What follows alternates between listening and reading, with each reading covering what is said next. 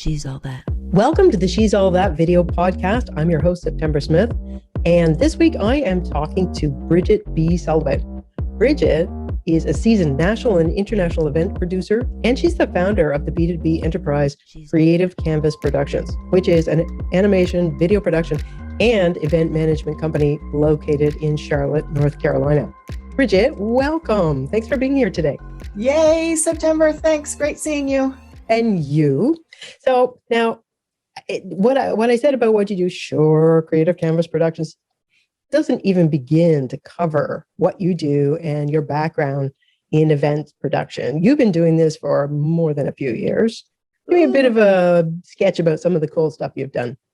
Well, for more than a few years, you can see I got gray hair, right? So that will pretty much tell you how long I've been in the industry. Well, not really, but I actually got started in the industry when I was in my teens. I actually worked in the hotel industry starting at the age of 18 and 19. So it gave me the opportunity to really understand what the hospitality industry was about. And I actually went to school at community college and studied hospitality. But the fun things that I've had the great pleasure over my many years of being in the events industry include some work with Adidas. We did this really fantastic conference, which was a sales conference for them. And it was in Scottsdale, Arizona. And the reason why I'm bringing this one up is because I just found out like maybe 2 months ago or a month ago that the event that we did for them, which was a sales conference, actually won an award. And I was like, wait, nobody told me I'm an award-winning event producer now. Back in the day or just recently or like back in the day. And they didn't even tell you. They didn't tell me, those little boo-boo heads. But yeah, the fun thing about that one is I was making my way up the ladder in the events industry. I started out as a meeting planner, as most people usually will. And then I moved into the production side of things, which is all the technical parts, bits and pieces. And what I wound up doing is securing a contract with an actual event agency, a company that solely focused on, well, not solely, but primarily focused on event production. So I learned everything that happens in the ballroom to get it ready for the doors to be opened and the attendees to walk in. And that means the lighting, the staging, how the speakers are going to deliver their presentation, what those presentations look like. Well, what sound is coming through? Are we playing music? Do we have videos on the screen? And what do those videos look like? How did we treat them? All of that stuff. That's the production aspects of things. So this particular one with Adidas was super fascinating because they came to us and they said, you know what?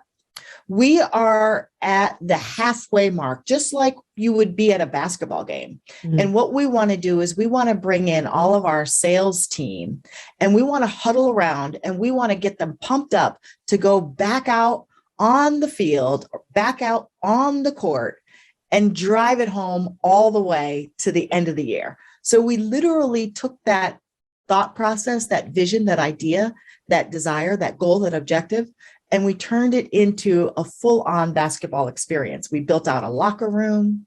We had the executives go to an actual basketball game, and we recorded one of their sessions right there at half court during halftime of a real basketball game.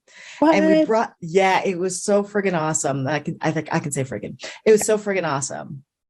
So, and then on top of that, it had fashion show elements and then your usual sales conference oriented stuff. But it was so much fun. I think like the day before we opened the doors to the conference, I had to go search for cheerleaders. And at that time, Craigslist was really a big deal. So you're on Craigslist looking for cheerleaders. I was, and exactly. You actually got people. And we did. We got a team. We got, like a actual cheerleading squad. I think I saw pictures of that. You had posted about that on LinkedIn. I think it looked like quite the event. Yeah, that's like one of the fun things that we get to do in the world of events is we get the opportunity to take a company's or an executive's goals and objectives and their vision and actually help them realize it in an event space. So that's one of many wonderful experiences I've had, including the opportunity to work on 3 Olympic Games. I recall you saying that as well. Wow, that is so cool. Well, I mean, Yeah.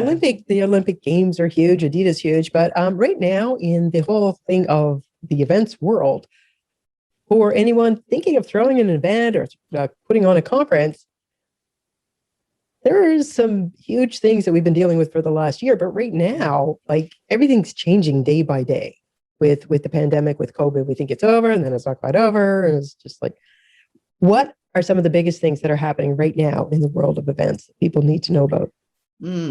Well, everybody is ready to go back into in-person events, and in-person events are slowly making their way back into our purview when it comes to conferences or sales conferences, sales meetings, for instance. And one of the things that we as event professionals are really taking a beat with when it comes to in-person events is making sure that we don't throw out the protocols. We're still in a state of unsurety where we have a lot going on with COVID, and that's going to go on the rest of this year, where we're not quite sure with this second wave, this new variant, the Delta variant, if how that's actually going to affect us, whether people are vaccinated but not vaccinated, whether there are people who have I think it's called breakthrough situations with COVID, where they're actually vaccinated and they're still getting COVID and they're getting sick from COVID. Yeah. I think it's called breakthrough. Forgive me if I'm not saying that correctly. But protocols, and what we mean by that, when it comes to in-person events, remember you still got a social distance. At least set it up that way. Remember that you want to have hygiene stations. You want to make sure that people have access to antibacterial soap or whatever it may be in order to cleanse their hands regularly. You want to even employ, in some instances, if you're not in a hotel, bathroom attendants, because you want those bathrooms as clean as possible as people are in person going in and out of those rooms and touching everything that's in those rooms, right? And then, what happens in the bathroom and all of that other stuff. You want to have someone that can go in there, maybe after 25 people, maybe after 30 people, maybe after 50 people. I don't know what the number will be until you determine how many people are going to be at your event. And then you decide, okay, well, we need the bathroom cleaned after every 30 people or every 40 people or every hour on the hour, whatever it may be. Don't forget those protocols, because we as event professionals have a duty to make sure that anybody who comes to our events, that they're going to be very well cared for. And we are going to do everything that we possibly can to not only make it a magnificent experience, but maintain those health and safety protocols. So when it comes to in-person events, don't throw away the protocols. And those are just a few of them. There are several other protocols that come to mind, but I want to really emphasize those because we're still in a state of unsurety about this Delta variant. Oh, it's total flux. I mean, Yeah. I was really shocked when Los Angeles went back to mask wearing indoors, and I know. we're, I think that's a real indicator that we just have to stay really flexible and We have to be nimble. diligent. Yeah. And so for somebody who's trying to plan an event right now, whether it's in person, which I would think a lot of people might still be a little uncomfortable about. Yes, sure, we all want to get back to it, but a lot of people aren't quite there yet. So whether it's in person or a hybrid event, what would you advise somebody to do to kind of be ready, or it's got to all go hybrid? Or what's your advice? Yeah. Well, from the in-person perspective, I've already mentioned the protocols, and make sure you have plenty of time to plan your event. When we talk about large conferences, 200, 300, 1,000, 10,000, this, that, and the other, like trade shows and all of that, we're talking about planning those a year out, 9 months out. It's getting really super, super tight when you're 6 months out. It can be done, but you have to remember that we're dealing with very tenuous times with everything that's going on. So that's on the in-person side. But let's say that you're thinking about doing hybrid. Remember, hybrid is a combination of in-person as well as virtual. if you decide that you're going to go in a conference mode, or if you're going to rent out a conference center or a hotel room or this, that, and the other, and then do live streaming, because that's the other part of the hybrid element is the live streaming, but you are really creating two events, one so that people who are in person experience what they experience, and then the other portion of that is what the virtual viewer is going to experience. So it's sometimes people think, oh, okay, well, I can just do, go in person and then just do a live stream, and that's a hybrid event. Yes and no. In the totality of it, it is the experience someone is going to have while they're virtual and the experience your attendees are going to have while they're in person. So you have to be mindful of what those experiences are going to be like and what you ultimately want them to experience. But then let's talk about virtual. Virtual is not going away, because I just got finished making reference to hybrid, and that's a component of live streaming, is a component of the hybrid event. But virtual is going to be here for a really long time because of the global reach. We were in COVID mode in 2020, and we got on telecommunication devices, video conferencing devices, and discovered that our global reach is just massive. The word global. Yeah, you don't want to throw that out. As much as we're comfortable being on Zoom all the time, we did discover that we can now be connecting with thousands, tens, hundreds of thousands more people. Exactly. So if you decide that you're not ready to do an in-person event, and maybe you might really not want to spend the money for a hybrid event because that comes with an additional cost from time to time, you can still focus on the virtual aspects of your event, but keep in mind that broadcast style for a virtual event is here to stay. That's what people want to see. They want, like, how you watch a television program and they've got these like little lower thirds that come up to tell you who the person is. They might have like somebody over here that will pop in, and it'll be like what we call PIP, picture in picture. And then maybe you'll see this slow transition from one person to the next person. And then maybe you might see a video clip, and then that fades away, and then somebody else comes in and talks, or you have somebody doing voice, so that's the broadcast style approach that a lot of people are taking. It doesn't have to be like, I have heard some people say, like, oh, I can't wait to get away from the virtual because I just don't, it's Zoom, Zoom, Zoom, Zoom. It can be so much more than that. Oh yeah. There's so many other platforms out there other than Zoom. I mean, we were just on SwapCard, which I absolutely love. SwapCard just recently, and the beauty of utilizing these virtual platforms that have integrated tools is that you can do so much more with it than just Zoom. Now, granted, Zoom has been making great strides to add various elements whereby you can take other applications and integrate them into the Zoom experience. So for instance, like you and I could probably go into what we call annotation mode, where we can throw up a whiteboard. They see. Oh, yeah. So we could have captions. Yeah. Well, no, it's like you and I can like collaborate on something. We throw up a whiteboard, a literal whiteboard, and you could be writing some notes on the whiteboard, and then I could come in behind you and write some other notes on the whiteboard. So annotation style, or whiteboard, or brainstorming methods that you can use. Which are good for kind of tools. Like intellectual or academic sharing of knowledge. But I mean, when harkening back to what you would describe with your Adidas event, for which you didn't know for so many decades, you had actually won an award. I'm thinking, like, I'm trying to imagine if I was somebody planning a conference and it was going to be hybrid, but what if it had to all go virtual? I would want to make sure that my virtual, not just for the hybrid attendees, but just in case that becomes the entire event.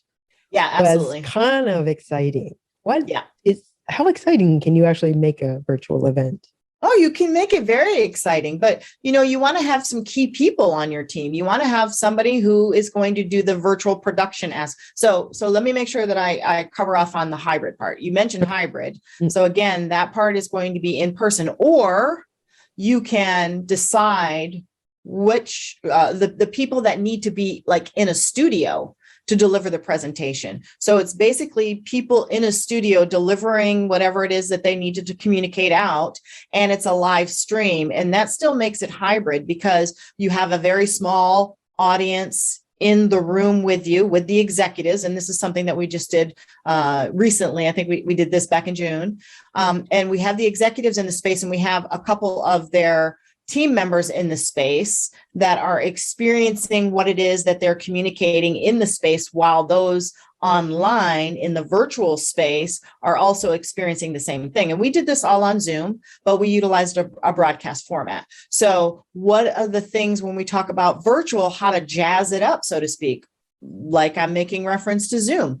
Zoom has a lot more bells and whistles than a lot of people that realize. You've got your breakout sessions. Well, your breakout sessions can be real interactive experiences if you are creating the experience far enough ahead of time that the people who are going to be moderating those breakout rooms understand how to create that interactive element. It could be that they're doing their presentation and they want people to chime in and utilize the whiteboard, or they may take surveys within the space, or they might play a game, and you can integrate these additional applications into Zoom that will allow it to be far better than just, we're in chat mode and we're in chat mode only. There's several other ways in which you can integrate various tools. Now, let me take you outside of Zoom. There's platforms like Cvent. Many of us are certified Cvent event planners or meeting planners or event producers who understand that particular platform because it's very robust. It allows you to do registration. It allows you to upload video. It allows you to integrate some of the other tools that will allow you to drop in lower thirds. There's so many different things that you can do. Swap Card 2 allows you to have a back green room door, a backspace. Hop-in allows you to do the same thing. We classify it as the back channel when you're having conversations, or if you're in the green room, so to speak, before you come out on stage. Right. There's so many different tools that you can use. Don't feel as though you have to go in person and you're just going to forget about virtual, because virtual can be done in a magnificent way if you have production people like our company or other companies, but primarily I'm going to just say our company because we spent a lot of time figuring out how to utilize the broadcast style format within Zoom. We do that. And then these other formats or these other platforms that are out there that can be used. There's so many tools out there. It's just a matter of having a team that understands, one, how to design the event experience, how to design the virtual event, how to manage the production aspects of it, and then how someone who can really work with the speakers and the moderators to make it a really enjoyable experience. And then if that cost is too high for you, you can pre-record some things, but I really would like to encourage people not to do too many pre-records because you lose the authenticity in the moment. You lose the experience for the attendee of what's happening and taking place. And we're just getting so used to that live interaction and people being able to go, oh, but what about this? Yeah. Like we're really getting accustomed to that via the tools that are regularly available just on social media. Yeah. And you want your attendees to actually participate in the conversation. So why not allow them the opportunity to ask a question?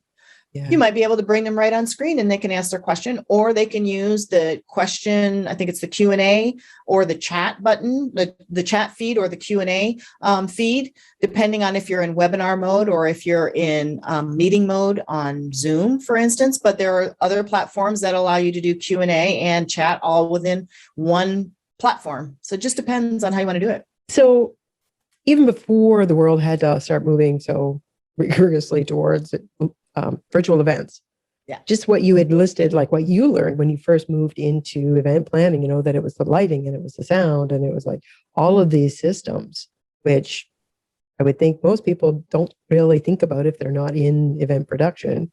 That in itself is a huge load for some corporation or an organization to be putting on an event and covering that.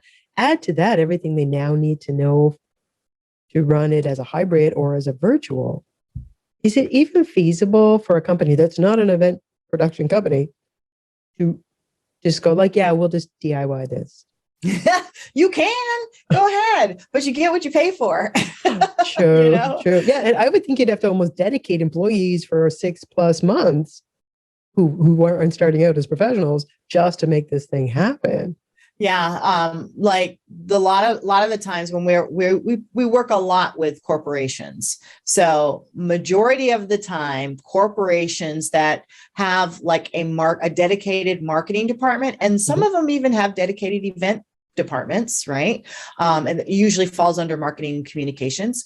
They know the difference between an event planner and an event producer. The producer is usually the one that, in a sense, you could kind of classify them as the project manager, the one who is going to be managing all of the, I guess I want to say, the higher end ticket items, meaning managing the vendors that are going to provide the services needed in order to do the staging, the lighting, the video treatments, the slide. Sometimes we say keynote presentations more so than PowerPoint. The keynote presentations, that's the production side of things. But then you've got maybe one or two folks on the internal team that will manage the logistics aspects, meaning that they will manage all of the registration elements.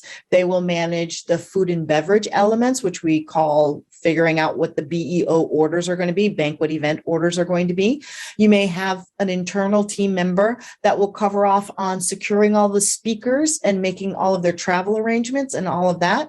And then someone who is going to negotiate the contract for the hotel or the conference or the conference hall or the trade show hall or a separate studio, depending on what it is that you're going to be using. So the event producer, more times than not, will have that production level experience to go into a ballroom and say, hey, what does the rigging look like up there? Let me look up and let me see what it's going to be like. And then ask the question, well, how much can it weigh? And then what about the wattage? And then what about Wi-Fi? And what about a drop for our Ethernet cable to make sure that we've got a dedicated line for a live stream if we're doing hybrid mode? So the producer usually can have those types of conversations.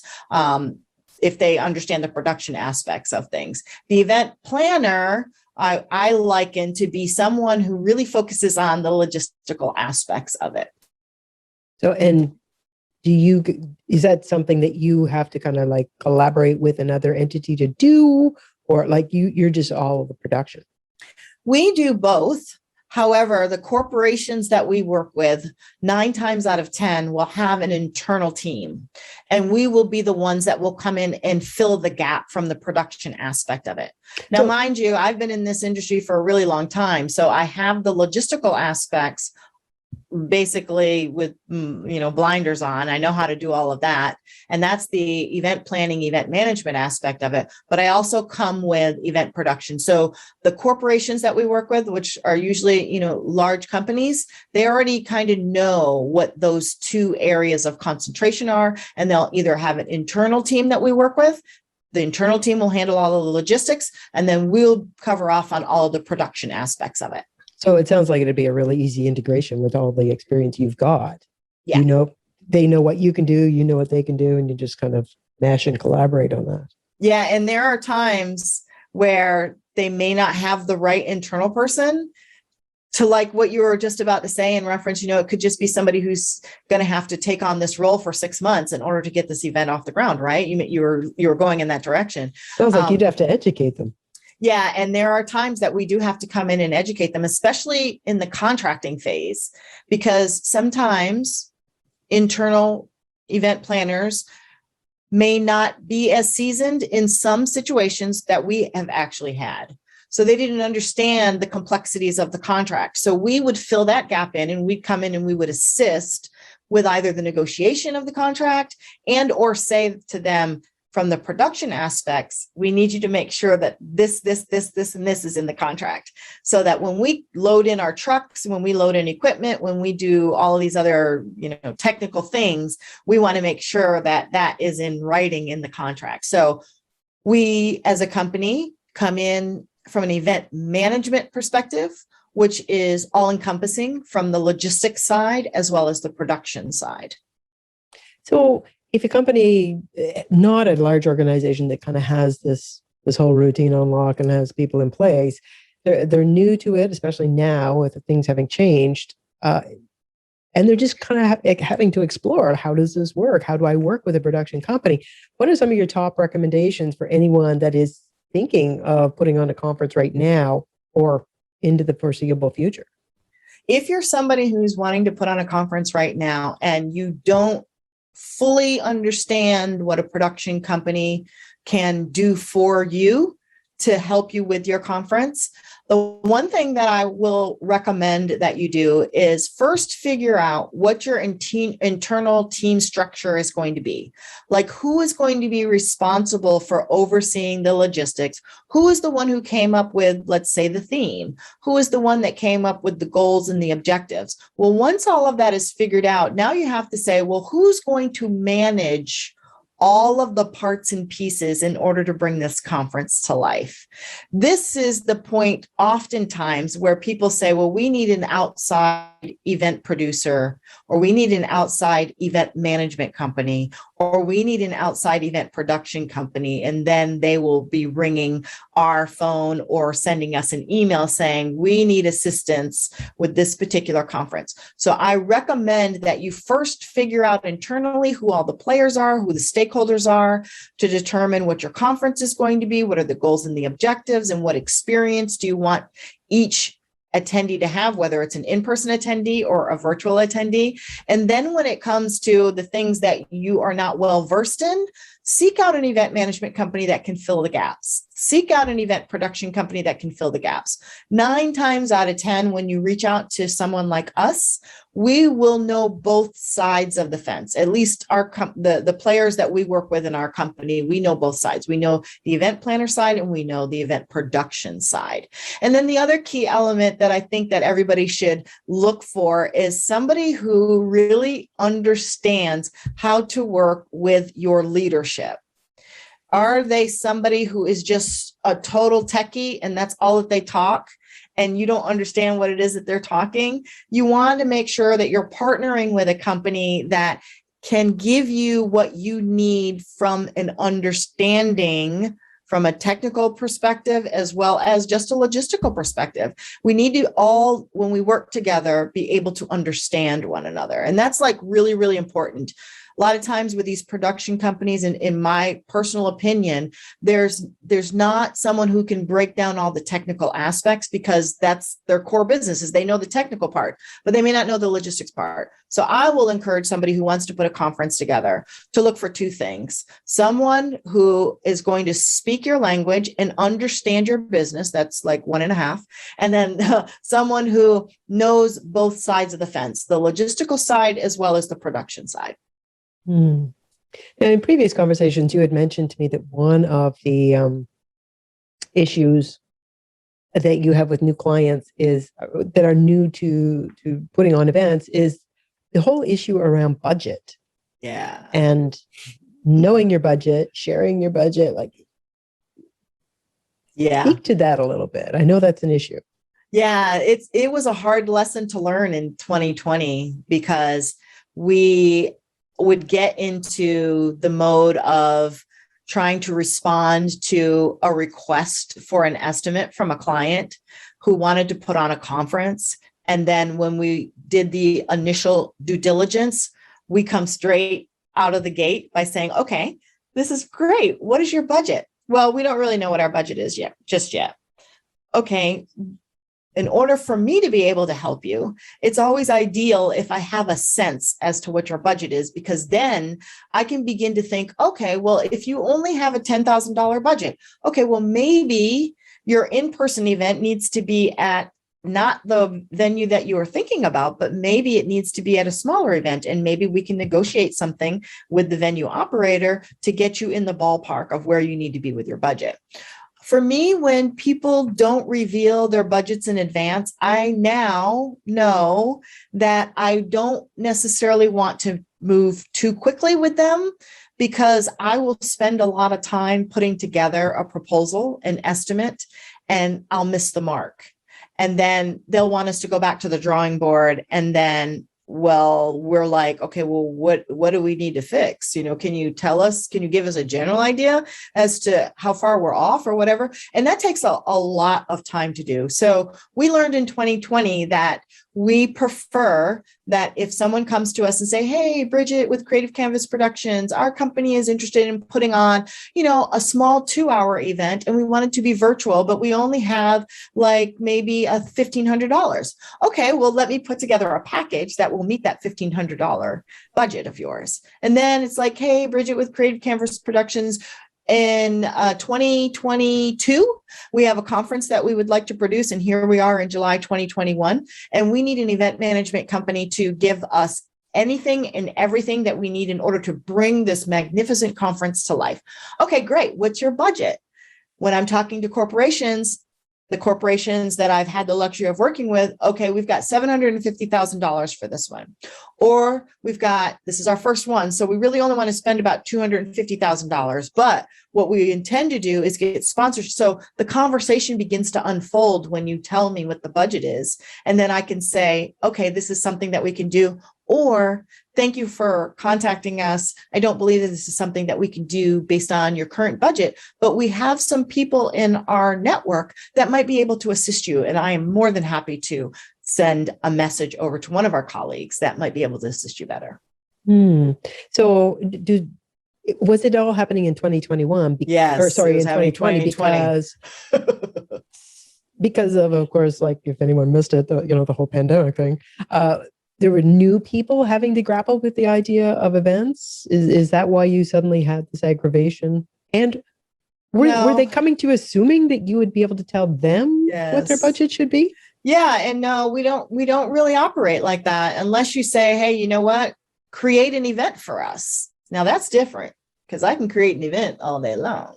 But in 2020, what we kept experiencing is that a few organizations would come to us and say that we want to put on our conference that we used to do in person, but we don't really have a budget because we don't really know what a budget should be for virtual. And so I'll ask the question, well, what was your budget when you had it in person? So to me, you're saying that you've got the money that is earmarked for this conference that you did last year that you were going to do this year, but during COVID, you couldn't. So those funds are there and available. And now you want to do something virtual. Okay, well, let me know what the budget is. And then let me know what it is that you want to do. And then I can say, okay, well, at least I know what your budget is. So this means I can go ahead and write up an estimate and give you a full breakdown that is either going to meet you right at your budget, come in under your budget, or I will say to you, okay, with what you're telling me that you want to do, even though you have this budget, I want to recommend that you see if you can seek out another 5,000 because here's why. Because this particular platform is going to cost you 20,000 just out the gate, or this particular platform, et cetera, et cetera, et cetera. Yeah. So it's all about the communication. And I think for us, what we learned was we need to have that serious conversation about the budget up front, even before we take the time to write up a proposal or an estimate. And on our website currently, we've been given some great advice from some of our key advisors as we make reference to all the work that we do starts at least at a certain amount, and then we go up there. So for us, we feel as though the inquiries that we're getting right now, which are spot on with their budgets, are receiving the way in which we are choosing to operate. So they just kind of needed that foundational bit of information to tell them what the baseline is and then go from there and at least have an idea what your budget is. Somewhere. Yeah, we get a lot of people who like to go fishing, but it's a lot of work for us. And we still have other clients that we have to serve and go after new business. And we can't really take, weeks to work on a proposal unless it's a government contract. That's different. So in the experience that you've had through the pandemic, and you've been there right from the get-go and all the way through, is it possible to say, ballpark figure, how much has it added to, what would have been a corporate event, like in say percent, if they now want to go like, we've got to do this hybrid? How much is that added? Yes. To what would have been the price prior to this new incarnation of events? As far as like the cost to run a hybrid event? Just so that they can think, okay, we used to spend X, now it's X plus 25%, X plus 50%. Right. Well, believe it or not, so we had a client that came to us, and they during COVID, they were going to they were hesitant as to whether or not they were going to cancel their in-person event, even during COVID. And we're like, yeah, okay. What, they thought they should go ahead with it? They were leaning quite heavily on it because they had a contract. And so they came to us and they said that, okay, now that we've decided that that's not the best route to take, because this was in the early, very, very early stages of COVID. And we didn't really know. Yeah. It was very confusing. So they got their leadership together and said, no, with everything that's going on right now, it's not advantageous for us to do that. So let's move it to virtual. They already had a budget for the in-person one. So with what we created for them, they said, well, we don't want to spend all of the money, because in person, obviously, we have to pay for hotel rooms, we have to pay for flights, we have to pay for transportation, we have to pay for food and beverage. So if we do it hybrid, we should be able to cut our budget in half. And in a sense, they were successful in doing that because they got rid of the hotel. They got rid of the food and beverage. They got rid of transportation, and they were local. And they didn't fly anybody in who was going to present. They didn't fly them in to come into the studio. They just did it all virtual. And they didn't have all the bells and whistles and the full broadcasting elements. We did have some broadcasting elements, but they didn't have the full broadcasting elements. But this takes me back to the point of, you tell me what your budget is, and then let me see what I can do for you based on that budget. When they came to us and they said that they only had a certain amount of money, I said, okay, well, that's a good starting point. This is what we can do for you. When it comes to hybrid, the thing that some people have to remember is you're going in person in a conference, hotel, food and beverage, lodging, flights, the cost of speakers, the technical equipment, all of that other stuff, the swag, all of that other stuff. When you decide to go hybrid, you also have to tack on the virtual aspect. So let's say that you are in a conference hall and the whole package for what you're going to do for your conference is, let's say $65,000, because maybe it's only a 1-day event or a 2-day event or something like that. Let's say maybe 65,000, but now you got to tack on the virtual aspect of it.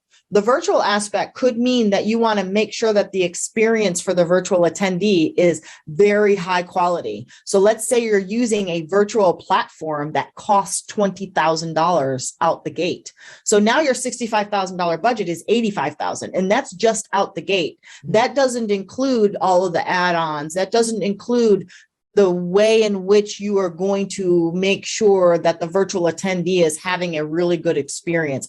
Are you sending them swag too? Or is it just for the in-person folks? Okay, I have a question. You see? Yeah. I'm imagining when you're saying, okay, and now we're going to add the whole virtual thing. Yeah. It's just for the platform, say 20,000, but then you've got all the production values that have to be incorporated and created, the animations, the videos, like overlays, all that. Yeah. And then somebody to run it. Yeah. So that's the other aspect of it. The beauty when you do hybrid, in a way, is that the production team that you hire should know how to do all of that and has all the equipment. And basically what they're trying to do is maybe set up a little extra equipment, depending on, again, what the experience is like. Like what happens when you go into a workshop? Is that going to be live streamed, or is that just going to be recorded and available for playback? I mean, so there's so many decisions that you have to make. And that's why we always encourage people to start a year out, 9 months early. I was going to say, yeah, as I recall, you 6 months at least. Now, with everything that you've told me, 6 months sounds like no. That's well, not enough. Again, it depends on the size of your conference. I mean, I'm talking, kind of high level. I'm not really digging down into really deep into all of the elements of an event, but this is just the high level of things that you have to think about. It's like, how much planning time do I have? And what do I need to plan? If I'm doing hybrid, I need to plan for 2 experiences, the in-person experience and the virtual experience. And am I only going to feed the virtual attendees playbacks? I don't know if that's going to be a great experience. Pre-recordings, playbacks, I should say. Now, is that something you kind of have to educate people about when now, because it is newish, this whole thing of hybrid, and if somebody hasn't been playing with it themselves, it might not kind of be within the scope of their imagination of what's possible. Do you have to kind of walk people through and say, well, we could be doing this, we could be doing this. This is a possibility? Well, first, let me just correct you for a moment, because hybrid has been around for a very, very long time. Oh. When we do conferences, there, especially if we're doing like sales leadership oriented conferences, and it's for their leadership teams, and the leadership wants to speak to all of their offices around the globe, that now becomes a hybrid event. And Okay. that's been done for many, many years, because it's that live streaming element and the experience that the person is going to have on the virtual side of the fence. That's the element of the hybrid, the in-person as well as virtual.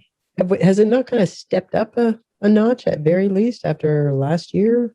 Well, I mean, that's kind of relative, because you got to think of, like, sometimes I like using this scenario and sometimes I don't, but it should drive the point across from a hybrid perspective. Think about when you have an opportunity to see a concert live on your computer. They're feeding us all of those camera views and the broadcast style elements, and we're at home watching it on our computers, or maybe we've decided to plug our computer up to our large monitor, or we've got Roku or whatever those things are that you can get the internet on and actually watch the live stream. There are several situations where you see things play out. Catch the live stream. Well, the live stream is the hybrid component of whatever it's going on the in-person portion of the event. So it's been around for a very, very long time. It's just that the events industry, because of COVID-19, had to pivot quickly. How do we keep our events industry alive somehow, some way?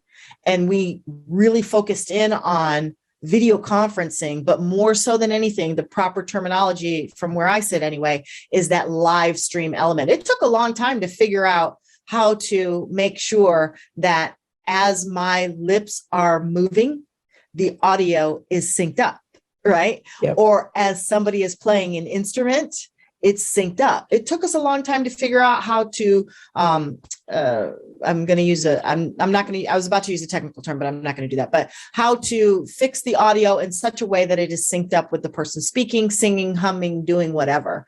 It took a little while to do that, because think about a television broadcast, like the news. These people in the news industry, they know exactly how to do all of that stuff. So we, as event professionals and event production folks in 2020, had to very quickly ramp up and start thinking, okay, this is like TV broadcasting. This is like the news. How do we make it so it's like the news, that anybody could be anywhere and they beam in and we can see that live stream with the lower thirds and the broadcasting elements and all that other stuff. That's what, took us to where we are right now.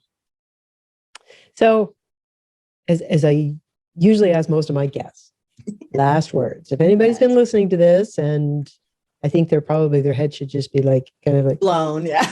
Just swollen up with, oh my God, there's so much to think about when it comes to planning an event, like not even hybrid necessarily, but if someone was just starting to think about getting into conferences and thinking that they should be hiring a production company like yours, what would be the last words you'd want to leave them with? Oh, somebody who's getting ready to do a conference. Okay, I gotcha. I thought you were about to say like somebody who's getting into the industry. That's a whole nother comment. No, it's something that would maybe be your client. Oh, yeah. I would say that, one, for the types of clients that we work with, which are primarily your corporate client and some nonprofit organizations, we highly recommend that you start planning your conference now, something that is like 9 months to a year out. I'm comfortable having conversations with you if it's 3 months out, 6 months out, but know that that's going to come with a lot of hours to make it as magnificent as you would like it to be. Really think about your budget. How much do you really want to spend? Most corporations have corporate spends. They have quarterly spends for depending on the department. And most of the companies that we work with are going to be or are going to have a marketing and communications department. And those are the types of conversations or people that we come in contact with in order to manage conferences. But we always recommend that you start at least 9 months out. If you can do a year, it's always better because it gives you an opportunity to go do site visits, because we can do site visits now and start planning a year out. And right now, I've got to be very honest with you, the venues are really booking up super, super fast because we've been in limbo for a whole year and a half. Now there are booked. So you have to be very diligent to find the type of venue that you want. Then the other part of the equation, when you come to us and seek out an event management and or event production aspect of the work that we do, we recommend that you at least have one internal person who we can communicate with that is going to be our liaison, the person who we're going to communicate the most with, who is going to basically tell us what it is that the stakeholders and the leadership actually want to see happen with this conference, and then allow us to become your partner. We will be your external vendor, and you will be the internal communicator for all things related to your conference, and we will be here to support you every step of the way. That's amazing. I mean, I think that would give somebody a really good picture of what they need to get ready and why you're the person they should be working with. Yeah. Bridget, thank you so much for talking with me today and going into this. It's a fascinating and very relevant topic right now with, as you say, we're coming back to live and hybrid events. People need to know what to expect and how to do this. You helped us with that. Thank you. Yay. Thanks, September. I've thoroughly enjoyed it. This was fun. Me too. She's all that. All right. Talk to you soon. Okay, bye-bye. Bye. Did you know that podcast guesting, being the featured guest interviewed on podcasts, is one of the hottest 2021 ways to build brand, audience, and your business? To get your unique message and personality out there to those who need to hear it. She's all that. As a podcaster myself and a business consultant, I help turn entrepreneurs into business people who can proficiently and profitably use podcast guesting as a powerful part of their marketing plan. Want to know more? You can download the 5-step guide below in the notes, or if you really want to get moving on it, book a call and let's map out how we could make it part of your marketing plan.